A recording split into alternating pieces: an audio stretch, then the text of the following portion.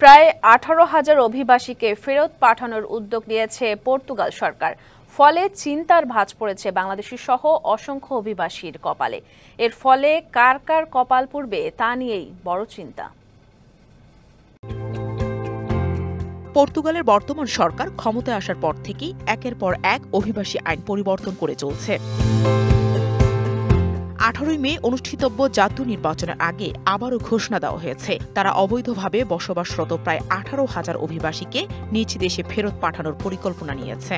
2 বছর পর 2 বছর 3 বছর পর তারা এরকম একটা জিনিস করে, জাস্ট একটা ব্রেক দেওয়ার জন্য, ইমিগ্রেটর যা আসতেছে তাদেরকে ব্রেক দেওয়ার জন্য, এবং এটাকে যখন আবার আপিল করা হয় আবার সুযোগ তারা করে দেয়, দরজা খুলে দেয়। আগামী সপ্তাহ থেকে প্রায় 4,500 অভিবাসীকে 20 দিনের মধ্যে স্বেচ্ছায় দেশ ত্যাগের জন্য নোটিশ দেওয়া হবে। বাকি 13,500 জনের বিরুদ্ধে আনুষ্ঠানিকভাবে দেশ ত্যাগের নোটিশ জারি করা হবে বলেও জানানো হয়।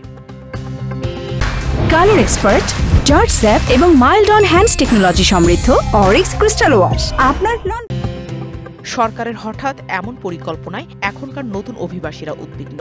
10 থেকে 20 দিনের মধ্যে পর্তুগাল ত্যাগ করার এই যে ধারাটি, এটি আসলে নতুন নয়। এবারের প্রেক্ষাপটটি ভিন্ন, যেহেতু এটি সেনজেন ইনফরমেশন সিস্টেম সিজে নাম থাকার কারণে এই বিষয়টি আসছে। যেহেতু সিজ ইতিমধ্যে তাদেরকে বলেছে যে তারা সেনজেন টেরিটরি লিভ করার জন্য, তারা সেটি না করে পর্তুগালের বৈধতার জন্য আবেদন করেছে, এবং পর্তুগাল সরকারও এখন সিজের যে কমপ্লায়েন্স রয়েছে সেটি তারা মানছেন, যেহেতু পর্তুগালও সেনজেনভুক্ত একটি কান্ট্রি।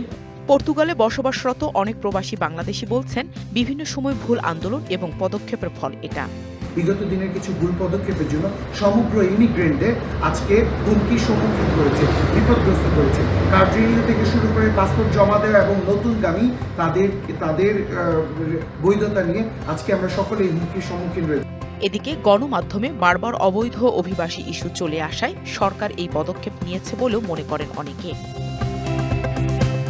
DBC news desk.